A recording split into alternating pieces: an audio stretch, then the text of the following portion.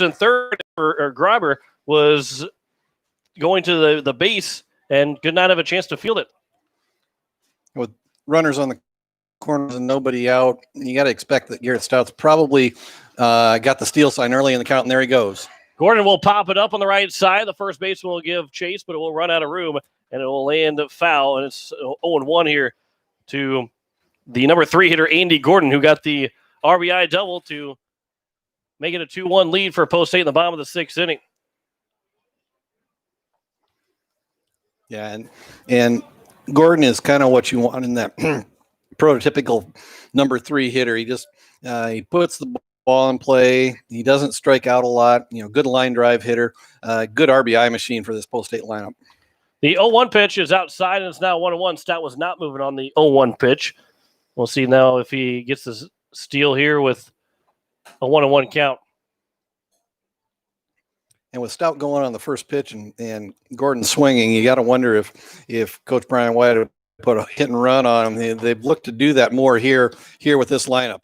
The 1-1 is missed, and it's now 2-1, but the steal for Garrett Stout as the throw went to second, and a good job by the second baseman and Grabber to get in front of the bag to make sure if Coverdale took off for home, he could relay that throw back to the plate to try and get him out, but Stout steals second, and there's now second and third with nobody out, and here's the 2-1 to Gordon. That'll be grounded to the shortstop. Field it. The runner, Coverdale, is caught in between second and third, from third and home, and he'll be tagged out of the plate. Stout will take third base, and the infield was drawn in, so Coverdale took off as soon as it was hit, but decided he probably shouldn't have, and that was too late as he was caught in between third and home. Yeah, and Coverdale probably committed to home about a step and a half too early before the shortstop actually committed to go to first base, because as soon as Coverdale took about 2 steps home, the shortstop just made a turn and was able to get Coverdale out at first or out at home. Ground ball, the shortstop is fielded the throw to first, or throw to second in time. The throw to first, Gray Zabel is able to beat it out and keeps the double play away. And Garrett Stout comes in to score the first run of the ball game.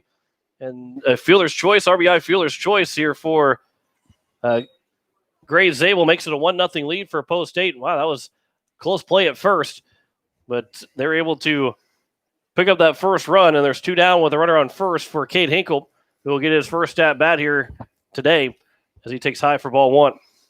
Yeah, and again, some of that mobility that we saw out of Gray Zabel pulling a lot during the football season came into play there in that fielder's choice, and was able to beat the throw to first base and stay out of the double play, and with that get an RBI. The 1-0 was taken for strike one. Here's the 1-1 pitch. That one will hit the top of the zone, and is now 1-2 to the catcher Hinkle. On deck is River Iverson, as Hinkle did not play game 1. First time we've seen him take a full game off since the high school season. As the pitch will get in the turf, gets in front of Hinkle, but Zabel is unable to take second, is now 2-2 to Cade Hinkle. Yeah, and unfortunately for Zabel, he was not able to get a good read on that ball, and the ball just didn't squirt away far enough, and because of it, Zabel had to stay at first base, even though the ball was not fielded cleanly by the catcher, and he had a hard time finding that ball. He was kind of looking around on the turf, spun around, did a full 360 before he was able to locate it. Count is full as Zabel will take off with a 3-2 pitch, and here it comes inside to Hinkle, and it's a 2-out walk, and that will bring up River Iverson. All 5 guys that have come to the plate so far have all seen the base pass. As Coverdale led off with a walk. Stout got a single and stole second. Andy Gordon reached base with a fielder's choice, as his fielder's choice got Coverdale out at home. Zabel got on base with a fielder's choice, as Gordon was retired, and now Hinkle drew a walk. So here's River Iverson, the 6th hitter, to come to the plate. And Post State's trying to add to that 1-0 lead. It's 1-0 count to Iverson. From the stretch, here's the 1-0 pitch. Iverson will pop it up to center field. Waiting on it is the center fielder in Lounsby, and he'll make the catch and retire the side. Lounsbury will make the catch, retire the side, and that will end the top of the first inning. 1 run on 1 hit in the inning. No errors and 2 men left on base. We have played half an inning, and Post States has a 1-0 lead. Sioux Falls East coming to the plate. You're listening to Post State Baseball on today's KCCR and today's KCCR.com.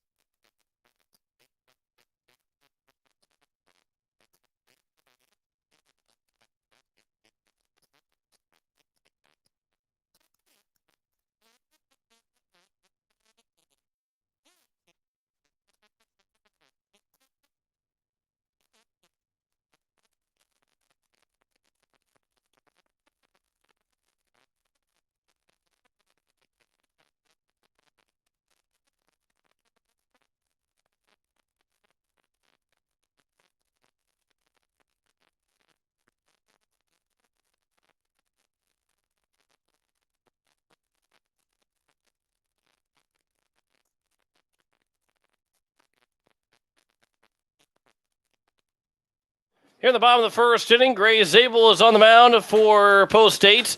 As we go through the order, it'll be Grant Graber for Sioux Falls East to lead things off. Nate Sprinkle will bat second and play left field. Garen Heinert is the shortstop, batting third. Tyler Boyum is the catcher, batting fourth. Brady Christoffels is the first baseman, batting fifth. Andrew Evenson's the designated hitter, batting sixth. Logan Baker, the right fielder, batting seventh. Nick Lounsbury, the center fielder, batting eighth. And Ty Schaefer will round out the order as he plays third base here in both teams' second game of the day. Both teams are at 1-0. As Post State has a 1-0 lead, Gray Zabel will deliver the first pitch, and that will be taken for strike one to Grant Graber. As Zabel was dominant in his last performance on the mound, the 0-1 pitch, that one's fouled back and is quickly 0-2. And he's trying to copy what Jack Van Camp did in game number 1 here in Brandon earlier today. Yeah, and if Gray Zabel can match Jack Van Camp, that will really set this Post State team up nicely going into the weekend. The 0-2 is upstairs and is now 1-2. And again, doubleheader tomorrow against Mandan, and then the Minot tournament Friday and Saturday, as that won't be fouled back. If Post State gets to the championship game, they will play on Sunday, but there's just games on Friday and Saturday, and only just, I believe, one game on Sunday for that Minot tournament. Here's the 1-2 pitch. That one will miss low and is now 2-2. Here to the first hitter in the order for Sioux Falls East. We'll go through that batting order once Graber's actually already went through the batting order. You did? Yeah, I did. You did. 2-2 pitch. Yeah, that one misses low and is now 3-2. Start to forget things pretty quick now.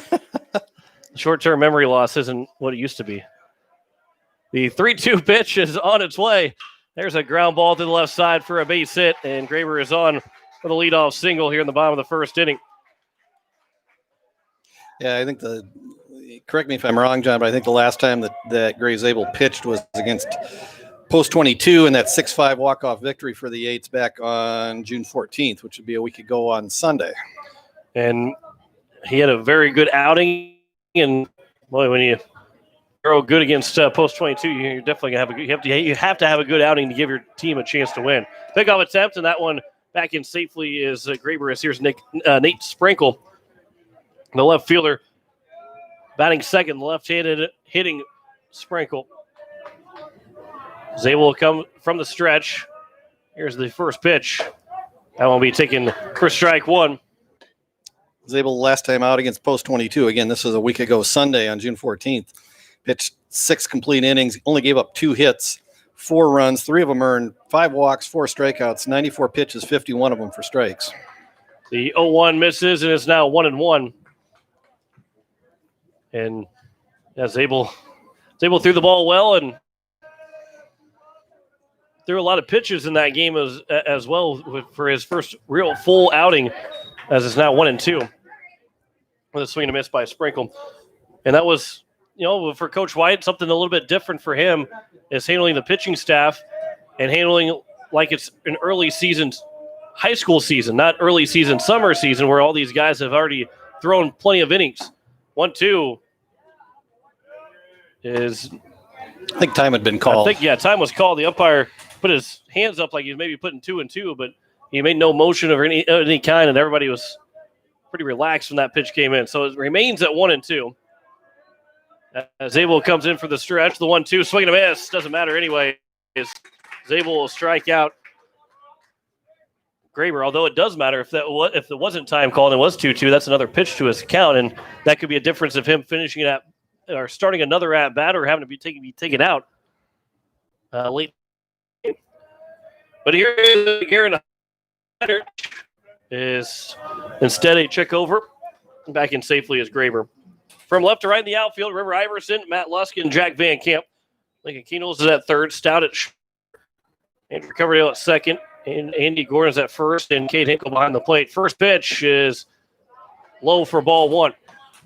What we've seen out of Gray Zabel so far in these first couple of batters is he's really working to spot and establish that fastball. We haven't seen a lot of off-speed stuff yet, although he did start this batter with a changeup, and so if it looks like Gray's got pretty good velocity in his fastball today. If he can continue to spot that fastball and be effective with it, he's going to be tough to hit off of today.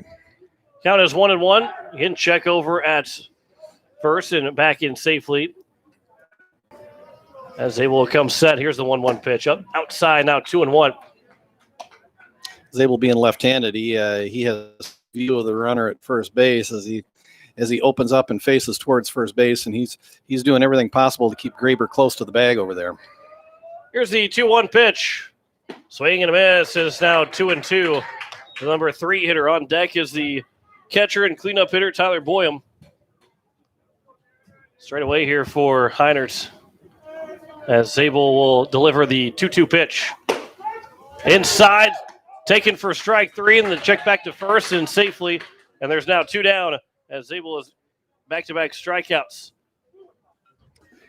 Again, Zabel headed to North Dakota State, and actually, if this had been a normal summer, he would already be a situation that actually benefits Post-8. You get to keep Gray Zabel around for about another month. It sounds like he will report up to Fargo, I think the week after the 4th of July, and then still hoping to play some games on the weekends if he can manage the schedule properly. So we may not see Gray during the week in July, but I think we hope to see him on the weekends. As it's a 1-1 count, here is the 1-1 pitch from Zabel to Boyum is taken for strike 2, and it's now 1-2. Here to the number 4 hitter and the cleanup hitter, as Zabel will look to work out of this first inning. Gave a leadoff single. He's still at first base. The 1-2 pitch upstairs now 2-2.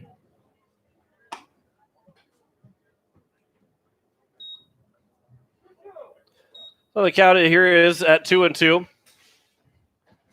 As Greg Dean steps in to do the scoreboard. Double duty. Double duty here. 2-2 pitch. That one's grounded to the first base line and foul. Good play over there by the first base coach. And it remains at 2-2. Yep, going to try to multitask here for a while. Well, that's a story of, I don't know. Of all broadcasting. All broadcast, yeah. keeping book, talking out loud. You know, they are the ultimate multitaskers. The 2-2 instead, check over and diving back in safely is Graber. Zabel looking to work out of this first inning.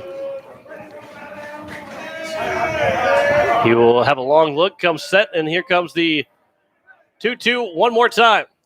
Swing and a miss, and Zabel will strike out the side on no runs, 1 hit, no errors, and one man left on base. We have played 1 complete, and Post-8 leads Sioux Falls East 1-0. You listen to Post-8 Baseball, today's KCCR, today's KCCR.com.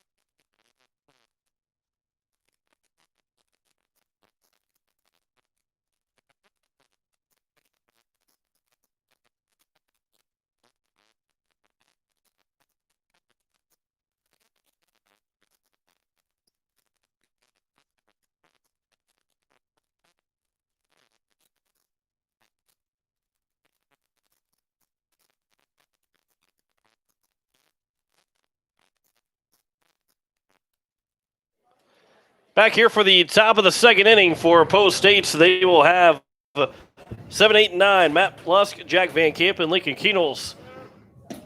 And if anybody gets on base, back to the top of the order for Andrew Cover. Matt Lusk will step to the plate, and he only hit a grand slam to make it 6-1 back in game number 1, as he was going to be the man coming into the ball game, but ended up in a grand slam and kept. He stayed out in center field for that entire game. Didn't have to pitch. And Jack Van Camp was able to thank you and get a complete game win out of it. First pitch is taken for strike 1. Yeah, Matt Lusk was going to write himself into that story at some point. It's just a matter of whether he was, going to get the save, or he ended up writing himself in on the offensive side of the story. Yeah. This leadoff man is retired at the top of the second. Here in these two games, playing right field here at game number 2. The left-hander will dig in as the first pitch will be taken for strike 1 from Ethan Frederickson to Jack Van Camp. Van Camp, the lefty, and again, we've talked in the past about the multitude of left-handers that Post State can roll out on any given day, and in this lineup, they put 4 of them in the lineup: Stout, Gordon, Zabel, Hinkle, or Stout, Zabel, Hinkle, and Van Camp. And so if you're having to work lefty righty throughout the lineup, that's a little bit of a challenge for most high school pitchers. Right fielder will come in on the 0-2 pitch, as that one be caught by Baker, and Van Camp flies out, and there's 2 quickly gone here in the top of the second inning. That'll bring in Lincoln Keenels. Keenels going to be, he had single and was retired on a fielder's choice. But he struck out and also flew out to left field. First pitch is missed for ball 1. And again, tomorrow night, 5:30 will be the start of a doubleheader against Mandan, and then Friday and Saturday in Minot. If Post State is able to be one of the top 2 teams in the Minot tournament, they will play for the championship on Sunday. The 1-0 is taken for strike 1, and is now 1-1. And for Post State, it's a 5-team tournament up in Minot instead of the usual 6-team tournament. Swing and a miss, now 1-2. The Saskatoon Cubs, they are pretty much not allowed to come and play unless they're going to want to play all summer in the United States, because they'd have to quarantine themselves after they go back. So it's probably a little bit easier to say, we're just not going to come play in the Minot tournament. 1-2 pitch, swing and a miss. It gets away from the catcher. Keenels will get down to first without a play. And with a strikeout, he'll keep the inning alive. And it'll be a runner on first with 2 down, as here's Andrew Coverdale. Yeah, and that's a tough deal if you're a Canadian team. A lot of times I think they come down not only looking for a little more of an extended season, but also to face some good competition. And unfortunately, they're not going to be able to do that this year. First pitch to Coverdale is taken for strike. Well, he walked and was thrown out trying to score on Andy Gordon's ground ball back in the first inning. Post State still was able to score on a fielder's choice from Grays. Dale got the RBI. 1-0 pitch is in the dirt now, 2-0. I keep saying dirt, it's in the turf, but it's in front of the plate, or it's right in front, right behind, whatever. Yeah, there was talking about Saskatoon. There was Post State played in a weekend tournament down in Sioux Falls a couple of years ago, and Saskatoon drove all the way from Saskatoon to Sioux Falls for it was either a 2 or 3 day tournament, and looked at the map afterwards, and it was about a 16-hour drive. It was literally a 2-day trip. They had a bus, 53 passenger bus full of players, coaches, and parents. The 1-2 pitch to Coverdale is fouled back, and it's the 1-1 pitch strike to Coverdale that looked like it might have been worth the shoe tops. But instead, it's now 1-2. Stout stole second, Lincoln Keenel stole second. Here's the 1-2 again. Coverdale will ground it to the right side, fielded by the second baseman, and Graber, the third to first, will end the top of the second inning. No runs, no hits, no errors, but 1 man left on base. We've played an inning and a half. It is a 1-0 lead for Post State over Sioux Falls East. You listen to Post State Baseball today. It's KCCR. Today is KCCR.com.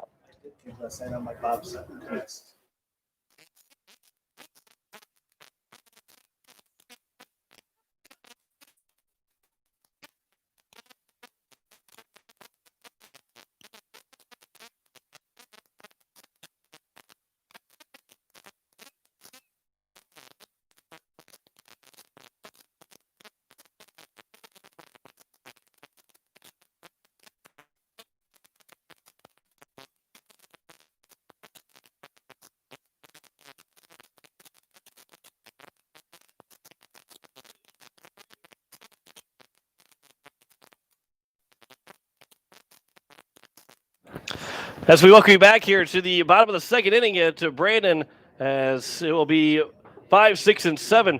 Brady Christophilus, Andrew Evenson, and Logan Baker will be the first three, as Gray is able to give him a leadoff single on the bottom of the first and struck out the next three guys in order, as the first pitch is outside for ball one. And also, that Regina was another team that played to Minot tournament. They added Bismarck. Now I'm trying to remember now what team they added into the tournament.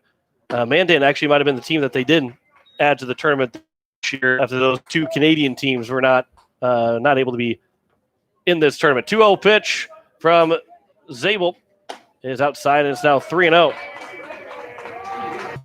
I mean, kind of a throwback 1930s, big concrete grandstand. Dugouts are actually in the main grandstand behind home plate. I mean, probably the only time you will see dugouts not down the first and third base lines. Here's the 3-1 pitch. That one will bounce low on the plate, and it's a leadoff walk issued to Brady Christophels. And that'll bring in Andrew Evenson, the DH, here in game two. Sioux Falls East won their first game of the day over at Yankton, won 14-9. And here we play in the bottom of the second. As for Sioux Falls East, the Evenson will try and bunt, pulls it back for ball one. Sioux Falls looking to get back to 500, but for Post 8, looking to go 8 games over 500, now 11-4. 1-0 pitch. Evenson will bunt it foul, and it's now 1-1. Cub, because they play in Canada, they can pretty much look like the Chicago Cubs and not have any kind of trademark issue. It's just that, you know, I don't want to talk bad about the Saskatoon Cubs, but they look like the Chicago Cubs. They didn't play well at all. They didn't look good. Spoken like a true St. Louis Cardinals fan. That's right. That's for Dirk Campbell, who's listening right now too. The 1-1 pitch. Evenson will miss the bunt, and it's now 1-2. I had to throw that in there. I couldn't, because can't play the Saskatoon Cubs this year, so I had to throw that in there now while we're talking about it, and wait for potentially an angry text to come through. I was going to say, your social media stream is going to get lit up, I think. Here's the 1-2 pitch to Evenson. He tried to call time and did not get time granted, and it's now a strikeout in the first out here in the bottom of the second. 4th strikeout of the ball game already here for Gray Zabel. And that'll bring in Logan Baker, the right fielder, who is looking to put the ball in play for just the second time so far as he hits in the number 7 spot. Graber got a leadoff single in the bottom of the first. Next 3 guys went down on strikeouts. Christophels walked, and Evenson struck out. This defense, they haven't had a whole lot of action in the field. Van Camp had 13 of the 21 outs from himself. Actually, the first pitch is taken for strike one. I'll take it for ball one. As Van Camp had 13 strikeouts, and he had a ground ball that he fielded himself and took to the bag. So he had 14 of the 21 outs by himself. The 1-0 is upstairs, now 2-0. And here's Zabel's got all 4 outs, and 4 of the 5, or I guess there's only been 1 ball put into play. Yeah, I mean, it's just been a dominating day for the Pierre pitchers so far. We hope that keeps up through the rest of this game. Zabel will step off. It's 2-0 as a count. Yeah, Gray Zabel has a real dominating fastball. If he can locate that, and he's done a real good job so far. If he can locate that consistently and not allow a lot of walks, he is just a very tough pitcher to hit. Very, very intimidating frame out there at 6'6", about 265, 270 on the mound. And with that frame, by the time he releases the ball, he's about 55 feet away from home plate. 3-0 pitch. That one misses, and it's a 1-out walk. It's now 1st and 2nd. Second free pass issued here in this bottom of the second. And Nick Lounsbury will be the center fielder coming in to hit for the first time. 1 hit apiece so far between these two teams as we play here in the bottom of the second. Lounsbury, and then it'll be Ty Schaefer. And then back to the top of the order. And just a quick mound visit from Cade Hinkle, just out to probably settle Gray Zabel down just a little bit. 2 walks so far this inning. Still only the 1 hit allowed. First pitch does not hit anybody. Or did hit the bat. Now we're going to have time is going to be called. So they will, I guess it'll end up just being a foul ball will end up being the call to it. So it should be 0-1. Yeah, it was an inside pitch. It looked like the batter was squaring the bunt, and the fastball rode in on the left-handed hitter, and he was able to kind of defensively put the bat up and ended up fouling it off. But I think there was some question as to whether it hit the bat or hit the batter. Here's the 0-1 pitch to Zabel, and again trying to show bunt and pulls it back, and it's 1-1. I think it might have just grazed the bat and then went off of the batter, which would be a foul ball, and the ball was in fair territory. Here's the 1-1 pitch. Comes in again, and that one, I believe, it goes off the bat again, and it's now 1-2. Actually, I think it hit the batter in the hand, but I think the rule is that the hand is part of the bat, and so even though he does get hit, at least the umpire is not calling. Not making motion for him to go to second base or first base right now. You are listening to KCCR Pierre Riverfront Broadcasting Station, and the count should be 1-2. And we will was able.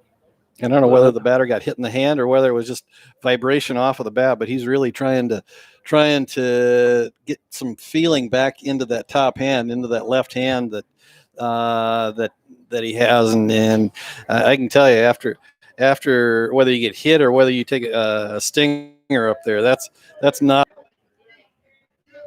First and second here with one down. Lounsbury's had himself in not at bats with two foul balls that. One went into fair territory, but one off of him. The next one went off the hand. And yet he still hits here with a 1-2 count. And the pitch. Swing and a miss. There's now two down. As Lounsbury took off, the pitch was in the turf, but first base is occupied. So there's now two down here in the inning, and that's now the fifth strikeout here in 2 2/3 for Gray Zabel. So if you're keeping score at home and also trying to add up the math, that means he has not had Zabel has not had an out recorded in the field of play yet.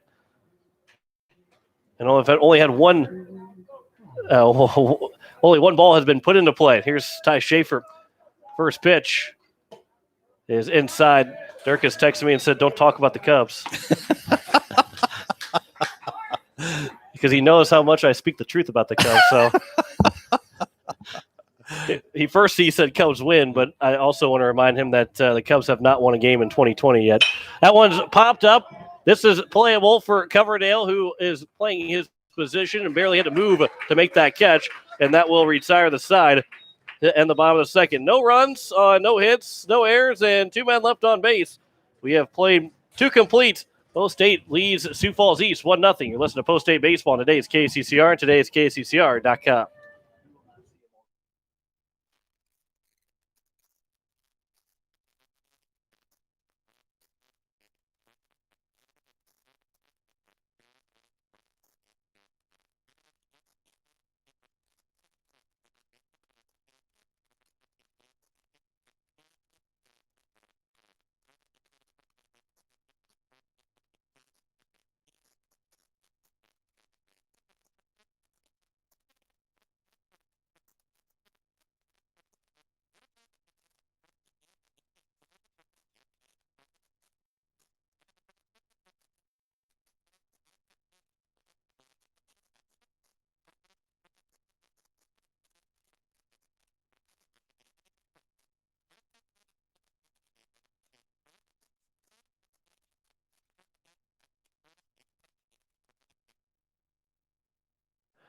Top of the third inning here at Brandon as we have 2, 3, and 4 due up for Post State.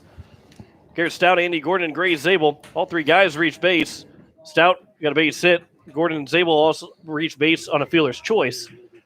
Zabel driving in that first and only run of the game so far. Here's the first pitch to Garrett Stout. Taking for strike one from Ethan Fredrickson.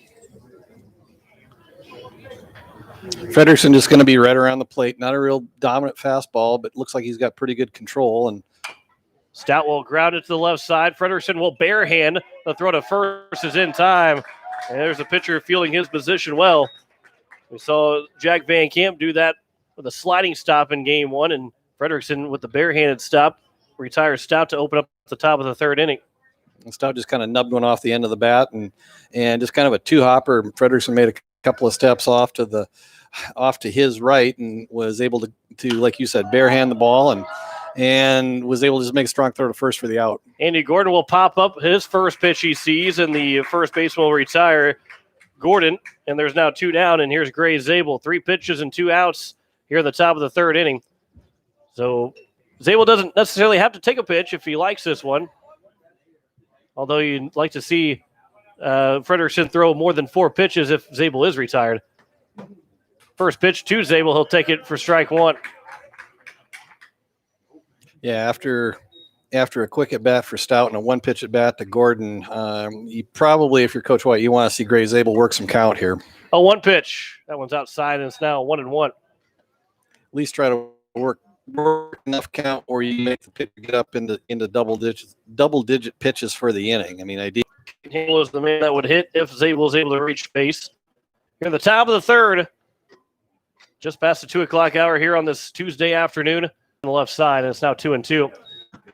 First time we've had some weekday baseball of all 2020 because there's no professional baseball to have in the middle of the afternoon. Yeah, it was going back to your Cubs comment of earlier. I mean, the Cubs still haven't won in 2020 yet. That's right. 2-2 pitches inside 3-2. Greg, I'm really happy. Just making an observation, Dirk. Just making an observation. That's right. Hey, and by the way, the will draws a 2-out walk, and that will bring Cade Hinkle to the plate. I think we deserve to have. I mean, we've gone without any sports. We went from the middle of March for at least for South Dakota and for Pierre area to the beginning of June without any sports at all. So the fact that now we can get all the major sports back at once, I think we deserve it. We've been as patient as we possibly could with it. Here's the first pitch from Frederickson to Hinkle. That one's taken for strike 1. Hinkle drew a walk and was stranded at first base to end the top of the first. Yeah, they on the way down was hearing some. It was the news, and they were talking about the chances that professional football probably had a better chance of coming back with the uptick in COVID cases around college campuses. You begin to wonder whether there's actually going to be some kind of modifications made to the college football and fall sports seasons. The 1-0 pitch was in the dirt, and it's now 2-0 as Zabel took second base. The next pitch is taken for a swung and a miss. I believe it's 1-2 now to Hinkle. Zabel leads away from second. Hinkle can bring in that second run of the ball game as the 1-2 is just a bit outside, and it's now 2-2 here to the catcher. River Iverson would be the next man to hit. Frederickson will come set. And here's the 2-2 pitch. Pops foul and out of play. And we'll do it again here at 2-2. Yeah, baseball talking about a 60-game season. And that will mean a drastic difference to a normal Major League season. You're taking over 100 games away. 2-2 pitch, swing and a miss, and that will end the inning as Hinkle goes down on strikes.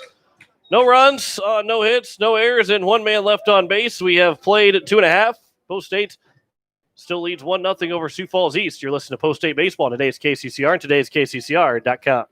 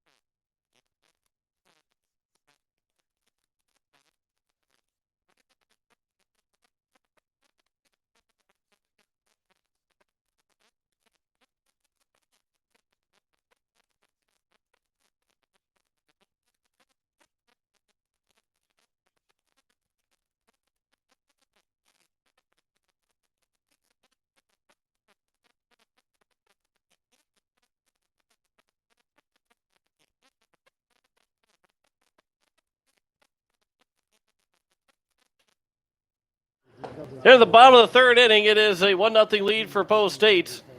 Top of the order, Grant Graber, Nate Sprinkle, and Garen Heinert will be the first three hitters for Sioux Falls East.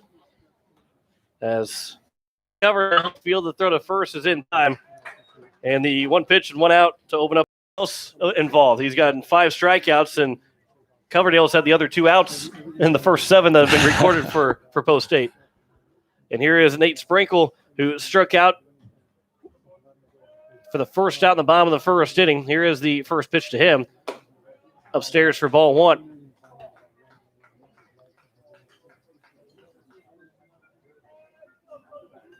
The 1-0 is a swing and a miss, and it's now 1-1 to the number 2 hitter, Nate Sprinkle, the left fielder. And Zabel, again, the velocity has been there. The off speed has looked good. The 1-1 pitch is on the outside corner now, 1-2, and hitting his spots well as he throws here with 2 and a third inning gone by. Here's the 1-2 pitch. Here's a line shot foul, and it'll be out of play. Yeah, and what you see out of the Sioux Falls East hitters so far is that really nobody is able to get a bat around on Gray Zabel. Anything they foul off or anything they touch, they're going the other way with. Here's the 1-2 pitch. That one will bounce in, and it's now 2-2. Garen Heinert is on deck. Also a strikeout victim. Zabel, just like Jack Van Camp, toes the far left side of the rubber to the third base bag. The 2-2, that one's fouled back. And we begin. McGuire Rasky coming out of the dugout to field that foul ball, getting some opportunity to get elbow issues. He is likelihood probably done for the Post-8 season. 2-2 is just a bit outside. It's now 3-2. Summer. And then now with the arm injury, broke his hand on this, and it's a one-out walk to Sprinkle. And bring in Garen Heinert and the Lions. And he is good at, he has, I guess, trying to have some fun and able to run up and down the lines, but unfortunately, that's the only thing that he's been able to do for Post State for the majority of the last 2 summers. Yeah, and it's good to see him. First, he'll come into Coverdale, and they will not be able to get him out at first. Is Sprinkle, and a good play there from River Iverson. And I don't know if maybe it looked like to me, and the screen's kind of in my way, that Sprinkle is rounded second and made his way to third. Otherwise, it would have been an easy play here for them to Sprinkle, and he's back in safely. As here's Tyler Boyum, who is also a strikeout victim. He was part of those 3 straight strikeouts to end the bottom of the first inning. There's 2 down here in the bottom of the third. Here's the first pitch to Boyum. Instead of pickoff attempt, and Zabel will balk, and out at second. Either way was going to be Sprinkle. As Zabel tried to throw it over, his foot came down, and he's pretty much spiked it to Gordon. And Sprinkle is now at second. And you can tell that Gray Zabel's just frustrated with himself right there. He knew he had the runner picked off, had Sprinkle picked off at first, and just didn't make the play. First pitch is fouled off and back, and it's 0-1. I believe we got a piece of Hinkle and then maybe the umpire. Well, it's now 0-1. Yeah, going back to Heinert's fly ball, that was really the first well hit ball off of Zabel. And he hit that deep into left center, and we talked about River Iverson's speed. He was able to go a long ways into left center, right to the warning track, and actually pull that ball in. He was able to get the double up, get the double play back at first base, but Sprinkle retreated quickly, had to retag second because he had already, like you said, had rounded second and had to make his way back to second before he retreated to first base. Zabel's ahead 0-2. He'll come set. Here's the 0-2 pitch. Ground ball right back up the middle. That's through for a base hit. Lusk will come up. He will field. He's going to throw the plate. It's going to come in, and it's going to be not in time and up the line. And it's a 1-1 ball game on just the second hit of the game for Sioux Falls East. And we're tied up here at 1 on the RBI single. He advances a second on the throw from Lusk in. And here's Brady Christoffels. Still bat with 2 down and another runner at second base. in this tie game. And that's exactly what you want out of your cleanup hitter, which Boehm is today for post 15 East is two out runner in scoring position. For post 15 East is two out runner in scoring position. RBI situation, lures just a well-stroked ball right up the middle, and Luss really just didn't even have much of an opportunity to make a play at the plate, and with that, Boehm actually ends up at second on the throw.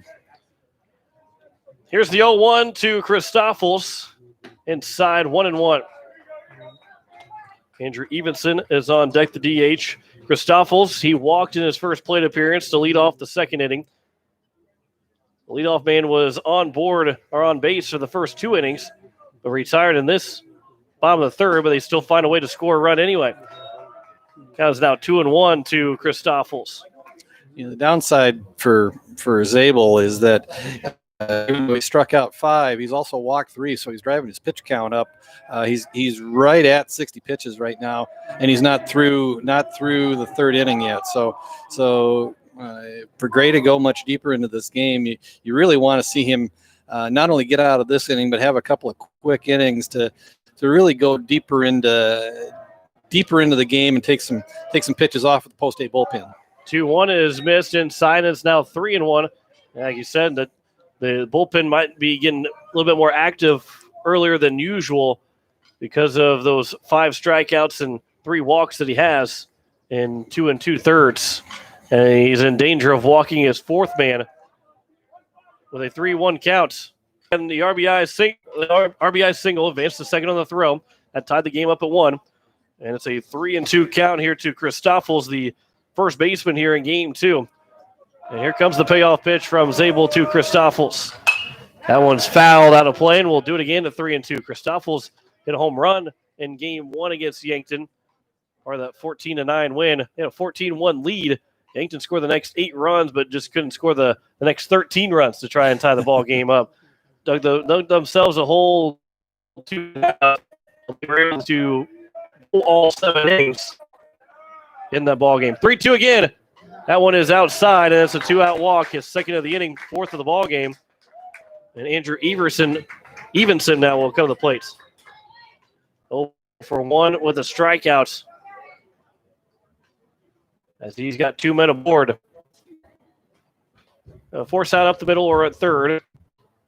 The easier play to make for that left side of the infield. First pitch is high and outside, 1-0.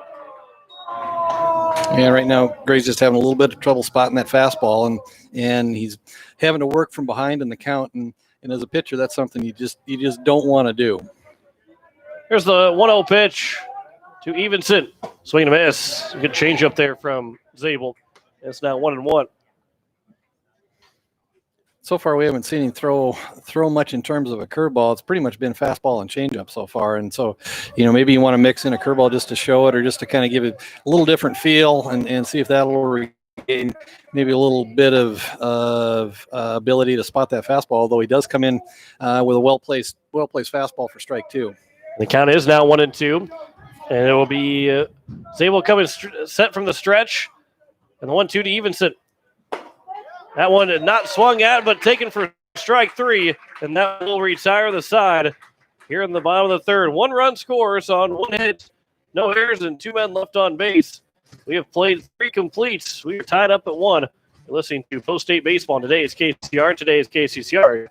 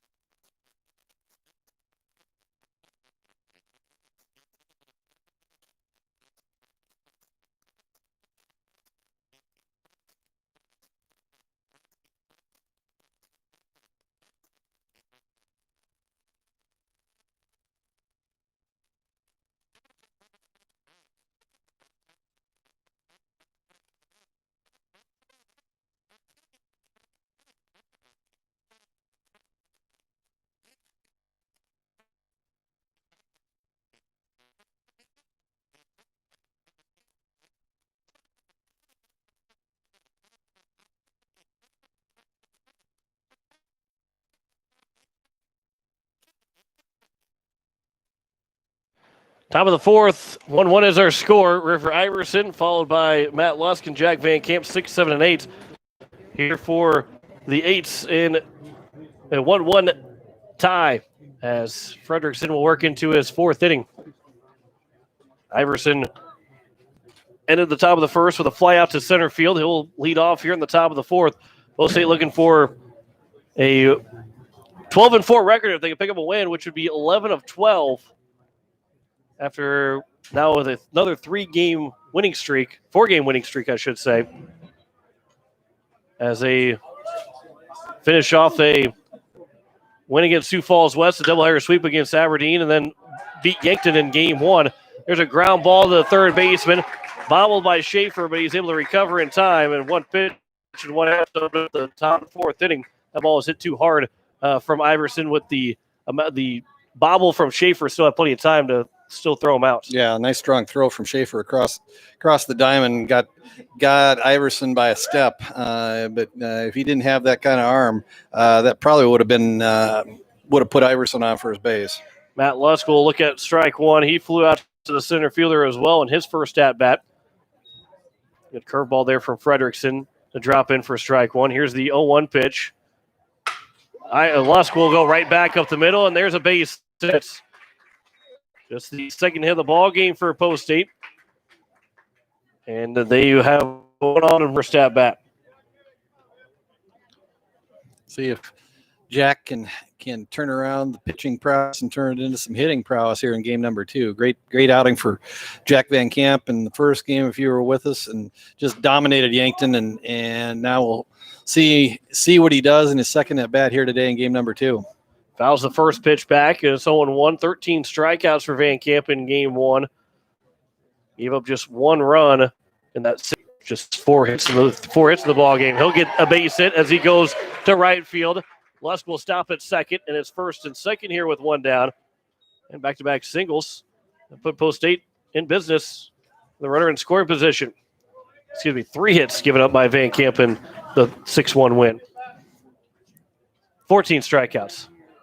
And nice line drive hit from Van Camp on that play, and just didn't quite get enough air under it where Lusk had to kind of hold up and was not able to take off at full speed when the ball was hit, and because of that he had to hold up a fraction of a second and was not able to go to third. Kano's lines the first pitch he sees out to left field and right to Sprinkle, and it's now 2 down. And we will have a mound visit as Andrew Coverdale, the top of the order, is back to the plate. And a base hit could give Post State the lead back. They scored their first run in the first inning and have not scored since. Their first 5 guys reached base, although they only had 2 men left on base, scoring 1 run. Just an odd box score that first inning. 1 run, 1 hit, no errors, 2 men left on base, but 5 guys got on base in that top of the first inning. A couple of fielder's choice, 2 walks in there as well. But Coverdale is coming in 0 for 1. He walked and was thrown out trying to score on a ground ball from Andy Gordon. And he also ground out to the second baseman. So after the quick mound visit, Frederickson will look to retire Coverdale, but Coverdale looked for a base hit to give Post State a lead with Matt Lusk out at second. A base hit should score him to give them a 2-1 lead.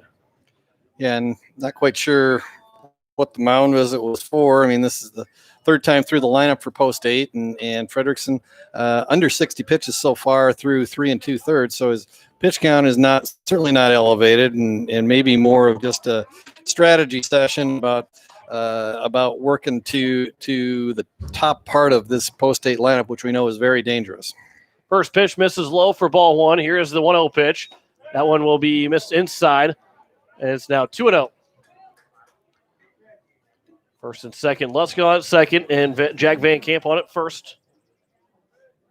Frederickson will come set. Here is the 2-0 pitch. That one will be taken for strike one, now 2-1. Looking down the right field line, they got a post in my way. No action in the right field bullpen. Wouldn't think there would be. As Greg said, the pitch count is not very high at all. The 2-1 is taken for strike 2 and is now 2-2. Some groans coming from the Post State side of the fan base on that call. But at 2-2, you got to see what Coverdale can do right here. A 2-2 pitch is missed low and a good stop from Boyum. And now the full count.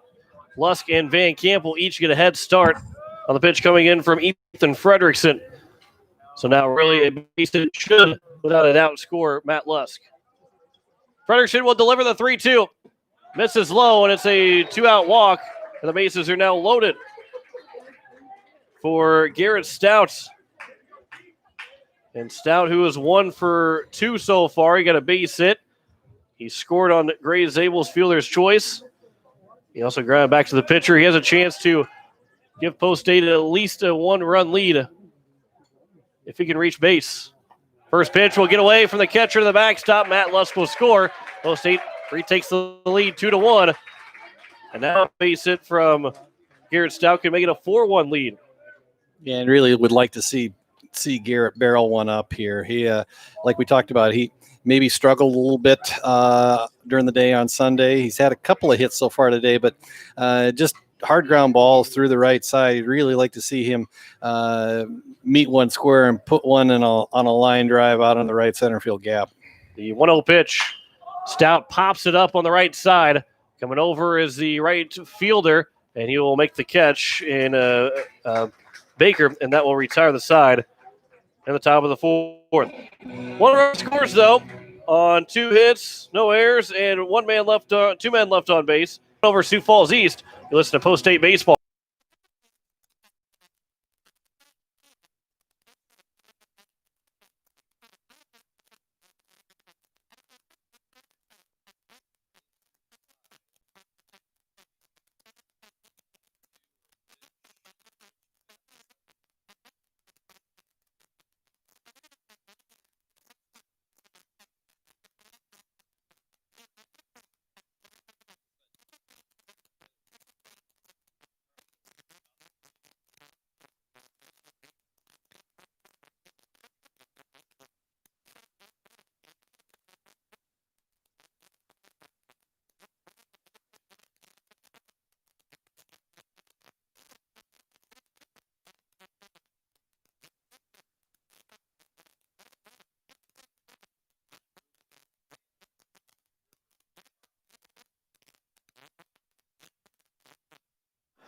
Bottom of the 4th inning is a 2-1 lead here for Post State.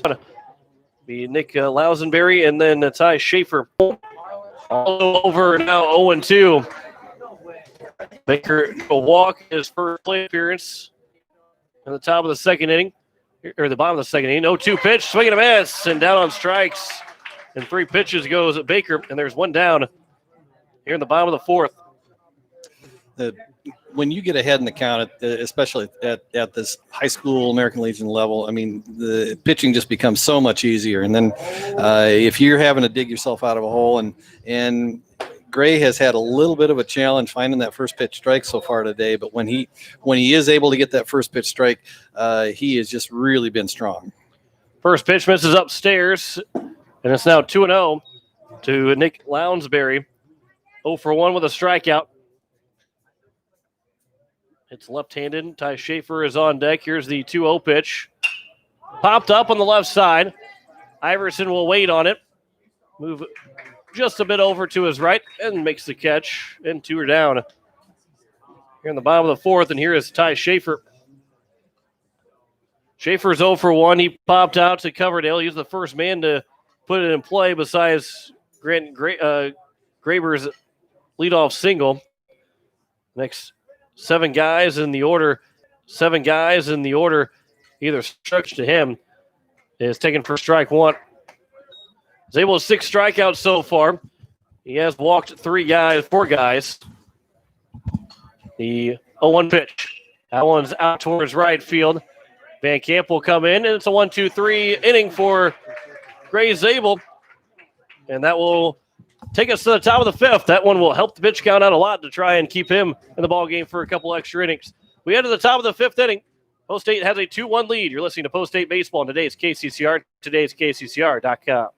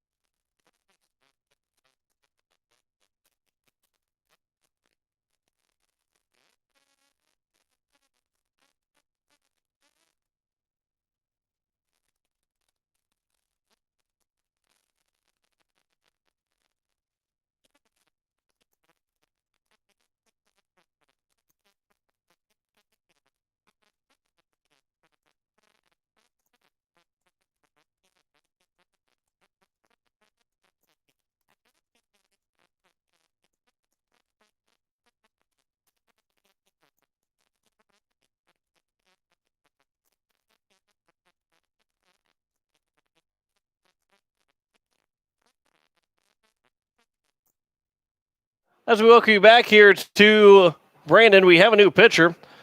And turned over to see what the number was, but looks like number 11 for Sioux Falls East. So we got to look at the right roster here. Jackson Geertz will be the new pitcher for Sioux Falls East, as Frederickson goes 4 innings and gave up those 2 runs on just 3 hits. As Andy Gordon will lead things off, and Geertz will deliver his first pitch. He'll work from the windup. First pitch is fouled out of play. Gordon is 0 for 2. He reached on a fielder's choice and also popped out to the first baseman in his 2 at-bats so far. So Frederickson is on the hook for the loss right now if Sioux Falls East unable to tie it up at any point in the rest of the game. 1-1 is the count to Gordon. The 1-1 from Geertz. Upstairs now 2-1. Frederickson didn't get a chance to really talk about it. Had a good hairstyle. Nice mullet in there. As for a hockey player, he'd be looked at as one of the best guys with hockey hair. Absolutely. That all Minnesota State tournament team. If you can make the all Minnesota State hockey tournament hair team, you have got some definite flow going on. And he would have a legitimate chance to make that team. The count is 2-2 to Andy Gordon. There's a line shot back up the middle, and Gordon will greet Geertz with a base hit. Here to open up the top of the 5th inning for Frederickson again. In 4 innings, 2 runs, 2 earned runs, 3 hits. He walked 3 guys and finished with just 2 strikeouts, although 1 allowed Lincoln Keenels to get on base. So here is Gray Zabel. The first pitch to him is taken for strike 1. Saturday, he started a 7-4 loss to New Prague in the Dakota Classic tournament. Went 3 innings, gave up 3 hits, 2 runs, 1 earned, 2 walks, 1 strikeout. The now 2-1 to Gray Zabel, as Gordon will lead away from first base. Zabel is 0 for 1. He got a fielder's choice RBI. That one's out towards left center field. Gliding over, diving for it, and not able to make the catch is the left fielder in Sprinkle. And Zabel has his first hit here in the ball game. And it's first and second, 2 straight hits here for back in the top of the first inning. Good effort from Sprinkle out in left field to almost came up with that ball, just laid out at the very end and just fell outside of his reach. And because of that, Gordon will lead away from second. Zabel first in and almost hits him. And a good stop there. Catcher. It's taken for ball 1. You know, I talk about the hockey here. Tried to do that with South Dakota, but there's only about maybe 1 guy or maybe 2 in the entire association. So that's not enough to field a team. But I still tried to be now 1-1. There's 1 from Sioux Center, and there's another kid from Rushmore 2 years ago that would have made the team. And then the other guys that would have made it wouldn't have really had much of any kind of hair. On the back to second, Gordon gets into center field, but Gordon couldn't get up in time. So it's now 1-2 to Cade. Yeah, that is some great YouTube video if you can go back through out from some of those hockey helmets over the years at the Minnesota State hockey tournament. And the 1-2 pitch, Hinkle trying to bunt it again. That time he bunts it foul, and that will be a strikeout. And there's now 1 down. Bring in River Iverson. Yeah, and that's unfortunate that Hinkle was not able to get that bunt down. That's an opportunity. I won't say an opportunity lost, but that's just a play that hopefully you can make and able to move the runners over into scoring position with less than 2 outs, and now with the runners still at first and second and 1 out, it falls onto the bat of River Iverson. First pitch is outside to Iverson, as the 1-0 pitch from Geertz is missed low. Now 2-0. A beautiful day here at Brandon. Beautiful afternoon as we play just past 2:30 here on this Tuesday. Post State looking for 2 wins. They lead 2-1 right now. The runners at first and second, as the Geerts will turn around and chase Gordon back to second. Count is 2-0 here to River Iverson. The 2-0 pitch. Line drive back up the middle for a base hit. Fielding it, and Gordon will round a stop at third as Lounsbury back to the cutoff man, and with one down, and Matt Lusk, who already has 1 grand slam today, he comes back up with the bases loaded. How about another grand slam for Matt Lusk? Tell you what, I don't want to jinx it, but that would be a nice, and actually would be in the same kind of situation. Bases loaded late in the game, late in a 2-1 game that Post State is leading. So almost identical to where Post State was and where Matt came up in the 6th inning of game number 1 today against Yankton. First pitch is taken for strike 1. Post State was and where Matt came up in the 6th inning of game number 1 today against Yankton. First pitch is taken for strike 1 to Lusk, who is 1 for Post State, 1 lead. Here's the 0-1 pitch. Lusk, he'll ground that one to the shortstop, off the glove of the shortstop. Fielded the throw to first is not in time. Everybody's safe, and the error will be charged to the shortstop, Heinert, and it's now a 3-1 lead Post State.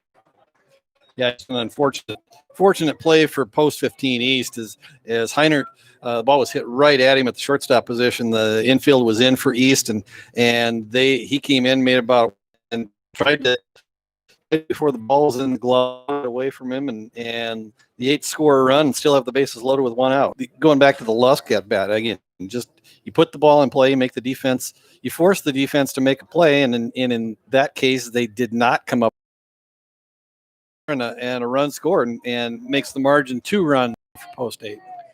Count is now 3-2 to Van Camp. Just 1 down here in the inning. Zabel is on at third.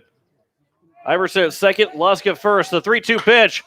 And Van Camp launches this one out to right field, going back on it. And that one will get over for a grand slam.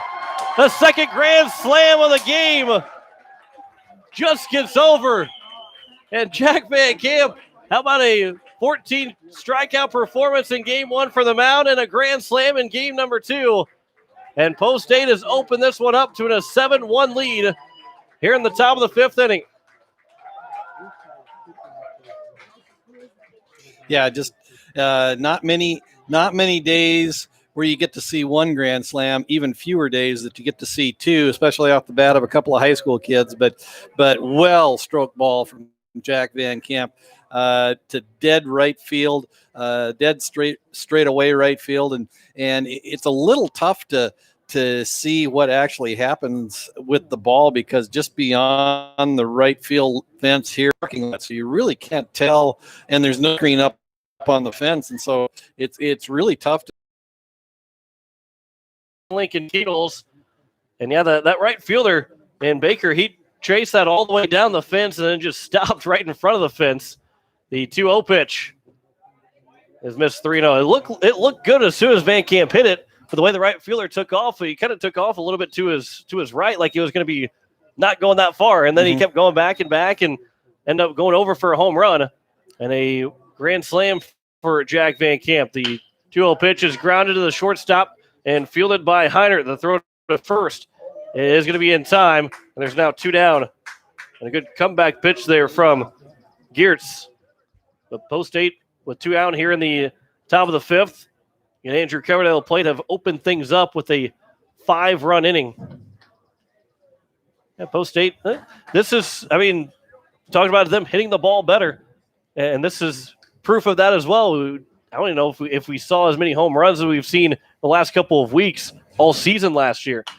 First pitch by Coverdale's popped up on the left side into foul territory. Schaefer will call for it in third base coaching box and will make the catch to end the inning. But damage done here in the top of the 5th. 5-run score on 4 hits in the inning. None bigger than Jack Van Camp's grand slam. There was 1 error and no one left on base. 7-1, Post State leads as we go to the bottom of the 5th. You listen to Post State Baseball on today's KCCR, today's KCCR.com.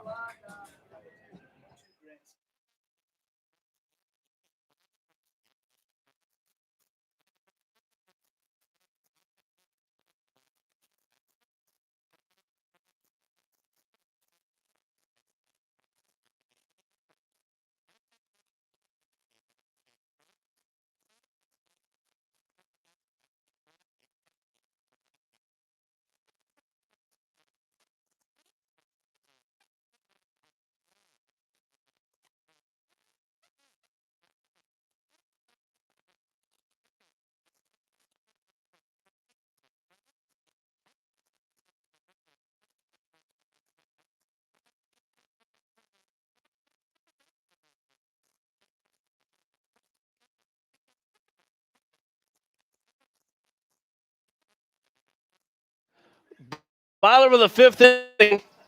It is going to be great. Bottom of the fifth inning. It is going to be Grant Graber will lead off. He takes strike one. That'll bring in Nate Sprinkle, who is 0 for 1 with a strikeout, and he also walked and came around the only run of the game so far for Sioux Falls East. 7-1 here in the bottom of the fifth. First pitch to Sprinkles upstairs for ball one. And again, Zabel trying to keep that pitch count down. Had a good bottom of the fourth inning to allow him to come out here in the fifth inning and have a little bit of extra cushion to try and potentially even go 6 in this ball game. 1-0 is missed low, now 2-0. But Matt Lusk, who hit a grand slam in game one, was maybe AJ Gaines going to go out and warm up out in left field of the bullpen. That one's going to be flowed out towards left field, going back into the outfield. Garrett Stout will turn and make the catch. Boy, that looks pretty difficult for Stout to make that play. And there's one in the bottom of the fifth inning. Again, Matt Lusk not throwing in that first game after that grand slam allowed Jack Van Camp to get to finish it out. There's no save opportunity. Now he's fully available to pitch potentially 2 innings, the 6th and 7th, and could go in. Again, no save opportunity right now, but would be good to finish out this win for Post State. Yeah, and what you really want to do, because you can allow the leadoff man to reach base, but since then, too quick at the top of the 6th. Well, they hop out to the first baseman, Gordon from Heinert, now bringing Tyler Boyum, who is 1 for 2. As Zabel will pitch with 2 outs in the inning, goes from the windup. So taking second will be Graber. And now at second base, Graber on the steal. And that's just a mental mistake that you don't see very often from Gray Zabel. It was high for ball 1 as well. Here's the 1-0 pitch to Boyum. That one is taken for strike 1. Yeah, he just forgot about the runner on first base, and Graber, to his credit, saw right away that Gray was in the windup and got about 3 extra steps out of it, and there wasn't even a play at second base. 1-1 is upstairs now, 2-1. Boyum looking for his second hit. He's got a man in scoring position, trying to make it 7-2. 2 hits so far in the ball game for Sioux Falls East. As Post State has 7 hits on 7 runs. 3-1 is the count. And ever since that Friday night out in Rapid City, Post State has been very, very efficient with their hits. If you look at the number of hits compared to the number of runs scored, they've really matched up a lot better. That night out in Rapid City, they had 20 hits but only scored 6 runs, and ever since that day, not only did they get on a big roll and put together a couple of nice win streaks, they've been a lot more efficient with their offense. First pitch to Brady Christoffels will miss for ball 1. Christoffels has walked both times he's been to the plate here in the second game for both teams. Both teams are 1-0 today. Now 2-0 to Christoffels. They beat Yankton 14-9 at Sioux Falls East, and then a 6-1 win for Post State in the second game of the day, and here the third game between these 3 teams. As Hinkle will head out and talk with Gray Zabel, it's 2-0. And we got some activity down in the Pierre bullpen. I think that's Kobe Carr down warming up right now, and in Zabel's pitch count is ticking up there. He's at 88 pitches now through 4 2/3. Hopefully you can get him through this inning. Hopefully he can get out of here unscathed and protect the 6-run lead for the Eights. But in all likelihood, this may well be his last inning. Here's the 2-0 pitch. That one's at the letters now, 2-1 to Christoffels. And yeah, to your point, Greg, earlier talking about the hitting efficiency for Post State. I mean, we watched those 2 games. We called those 2 games out in Rapid City a couple Fridays ago. The 2-1 pitch, that one's chopped on the third base side. It'll be foul, and it's now 2-2. Had 20 hits in those 2 games and only scored 6 runs. And while Rapid City Post 22 had 20 hits in those 2 games and scored 24 runs. So the difference of hitting efficiency and also taking advantage of some errors that Post 22 in the walks that Post State did not take advantage of. And since then, they have done a very good job of those runs and hits nearly stay the same from that game on, from those 2 games on. And it's a big reason why their record is sitting at 11-4 right now. 2-2, swing and a miss, and Zabel will end the inning with a strike. Top of the 6th inning, no runs on no hits, no errors, and 2 men left on base. It is a 7-1 lead for Post State after 5 against Sioux Falls East. You're listening to Post State Baseball. Today's KCCR, and today's KCCR.com.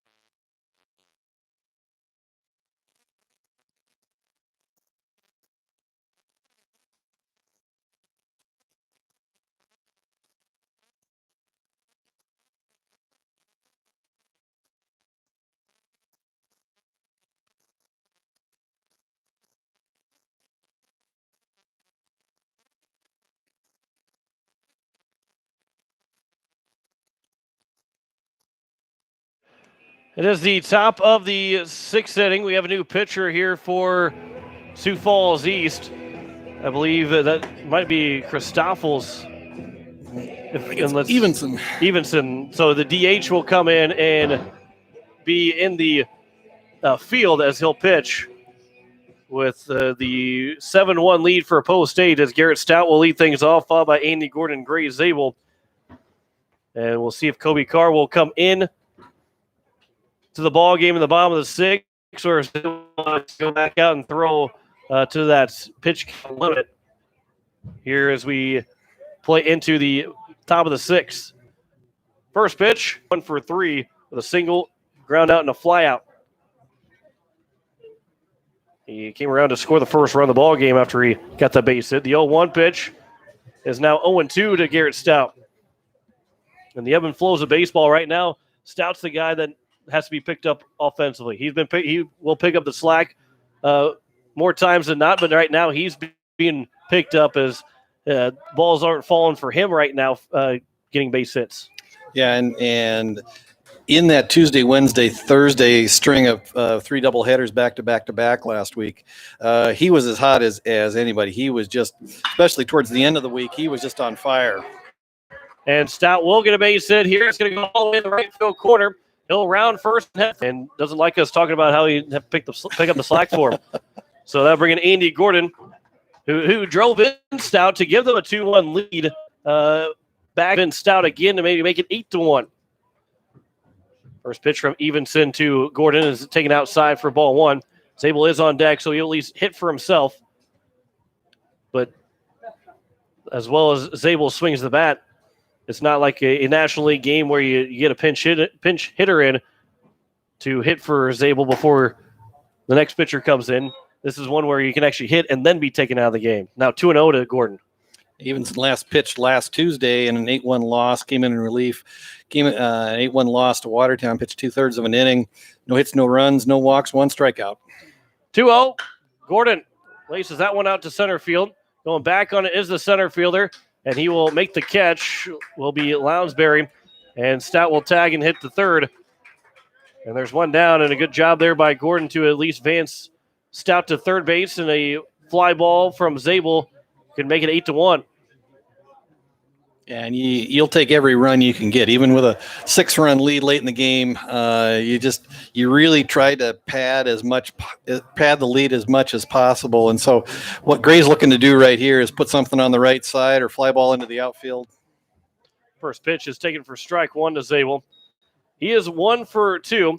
Been on base all 3 times. He had an RBI fielder's choice in the first inning. He walked and then singled. Came around to score in the 5th. The 0-1 pitch. That one is looked out now. It's 0-2. Evenson relying on his off-speed stuff. It looks like he's able to command that curveball really well and is able to spot it for a strike. 0-2 is ripped into the third base dugout and hits the top of the dugout. Everybody, not a whole lot of guys for Post State moved too much, but it stayed above everybody. So they're all safe over at third base. They're all on the rail down in the dugout, and they didn't have a whole lot of time to react. The 0-2 one more time is missed outside now, 1-2. A couple of guys decided to take a seat behind that netting. Might be a safer play to do that. Yeah, that thing was a rocket into just past the third base dugout. Was able again, will rip it over off the netting. Sam Nas will make the catch off the net. He's like the coaches for Post State, and also helps that he is a trainer as well. So just in case anybody does get hurt, he's right there for Post State. 1-2 is outside now, 2-2. Yeah, I think he's actually headed to a job in Iowa here within the next couple of weeks. That's good for him. Loss for the Pierre School District and Pierre coaching staff. Ground ball to the shortstop. That's going to get the job done to get the run to score. The throw is down. It's an RBI ground out for Gray Zabel, and it's an 8-1 lead for the Eights, as it'll bring in Cade Hinkle with 2 down and nobody on base. And 2 productive outs there from Post State to score at least that one run here in the inning. And again, we talked about productive outs in the first game, and that's just exactly what you did right there. A leadoff double from Stout, and then a long fly out allowed Stout to tag up and go to third, and then a ground ball to the infield playing back allowed Stout to score, and Zabel gets an RBI, and the Eights are now up 8-1 here in the top of the 6th. Count is 0-2 to Cade Hinkle with 2 down here in the top of the 6th inning. The 0-2 pitch. Line right back up the middle, just barely missing Evenson, and Hinkle is going to base hit. He is now 1 for 3. And that one was close to going off of the leg or arm or torso of Evenson. But I'll bring in River Iverson with 2 down. He is 1 for 3 as well with a base hit in his last at bat. 8 guys came to the plate in the top of the 5th inning. Usually what's going to happen when you score 5 runs. That one's fouled back on the first pitch to Iverson. Iverson came around to score on the grand slam by Jack Van Camp.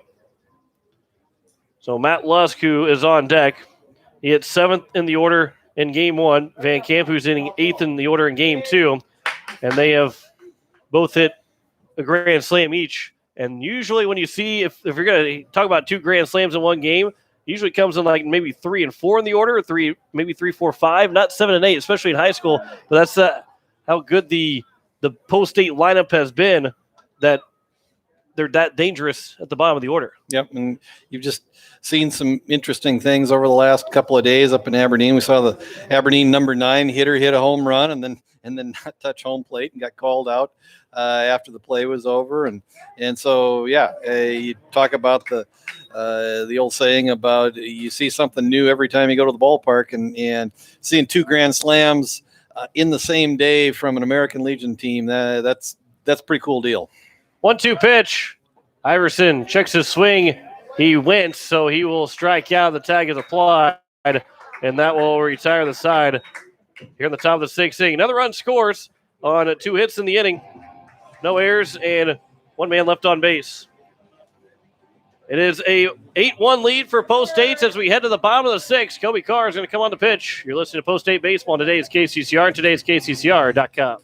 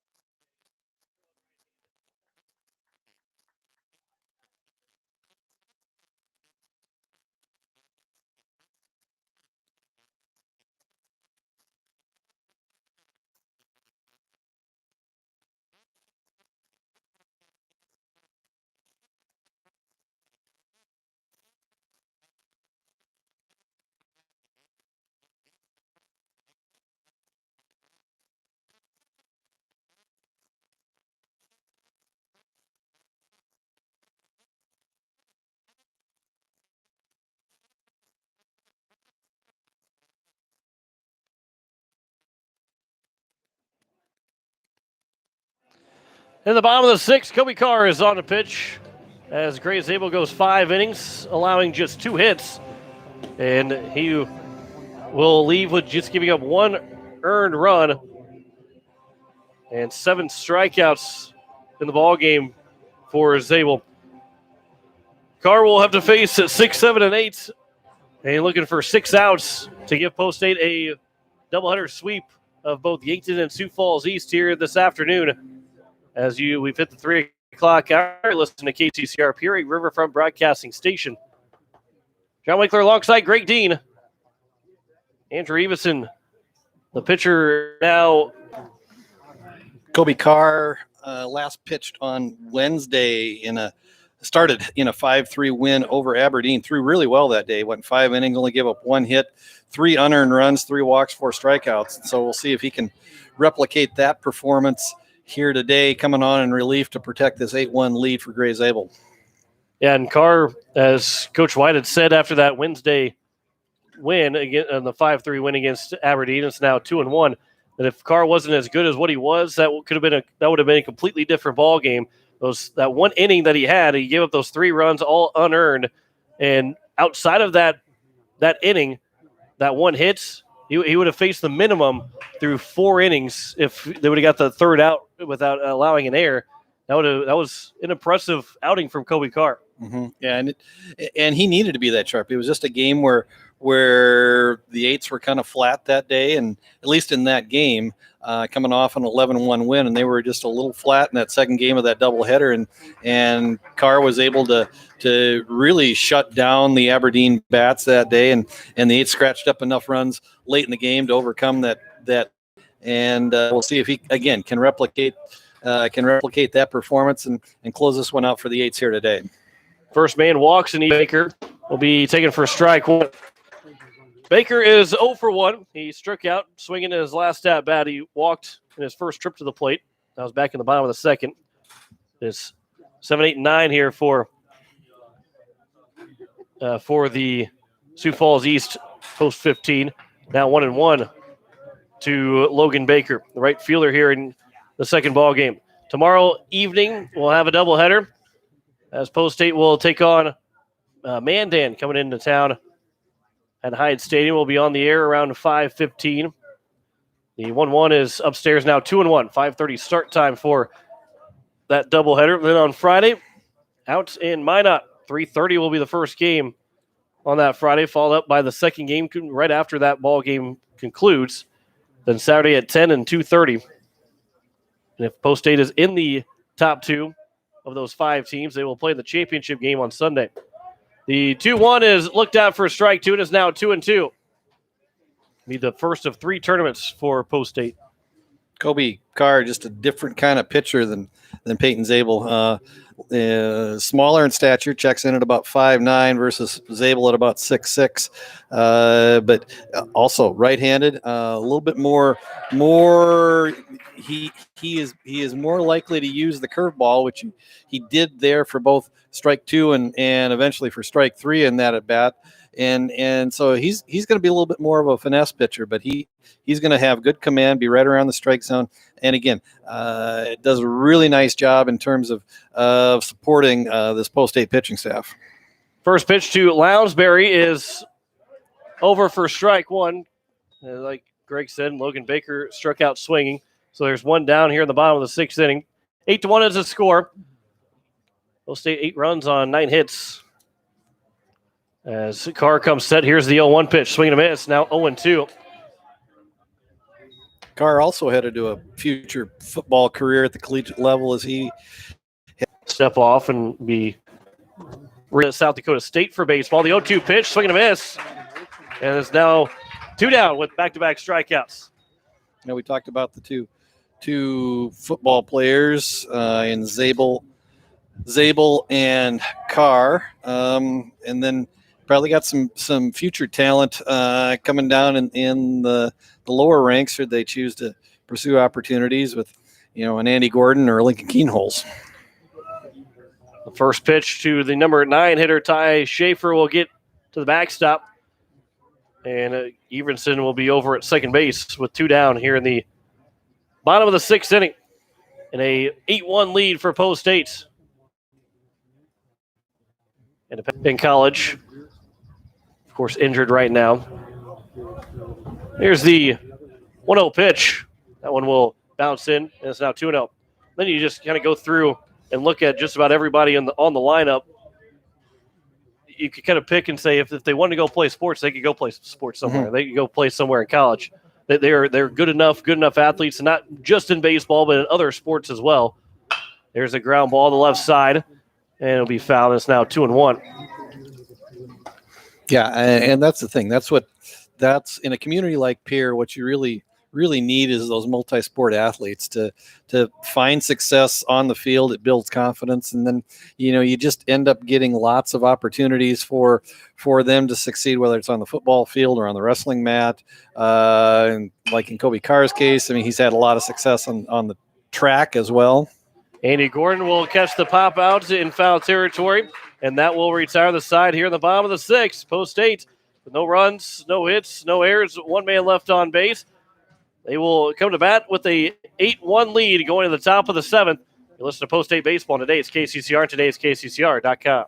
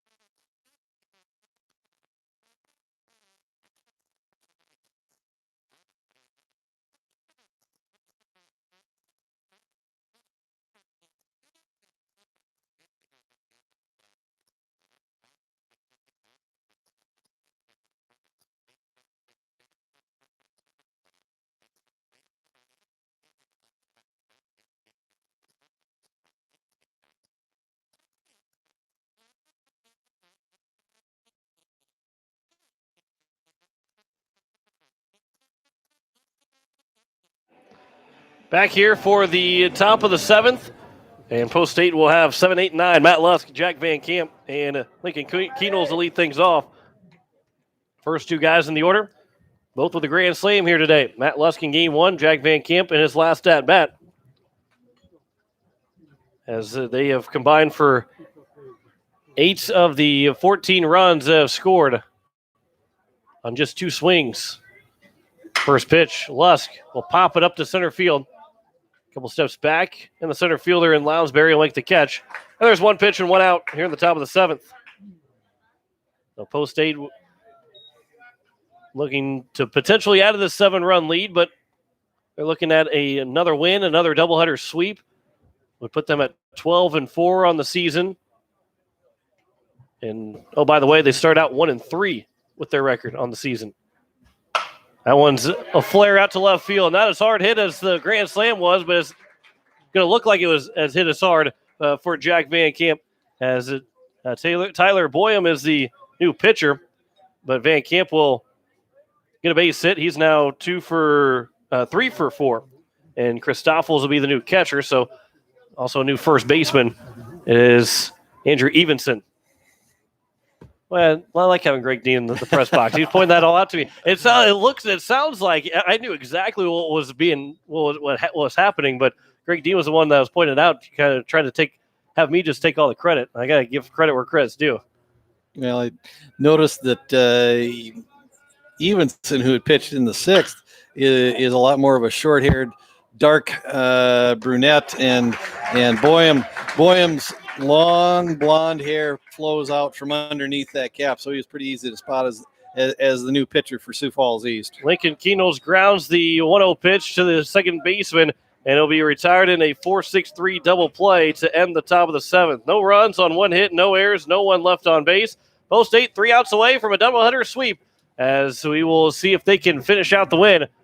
You're listening to Post State Baseball. Today it's KCCR, and today it's KCCR.com.